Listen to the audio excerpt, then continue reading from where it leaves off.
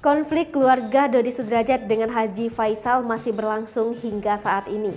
Warganet menyayangkan jika Dodi Sudrajat menyerang terus keluarga Haji Faisal. Seorang wanita yang mengaku Tante Vanessa Angel buka suara mengenai kejadian yang belum diungkapkannya. Tantenya ikut meraba perut kehamilan dari Vanessa Angel. Menurutnya, kalau ucapannya adalah kebenaran. Walaupun begitu, kebenaran harus diungkapkan.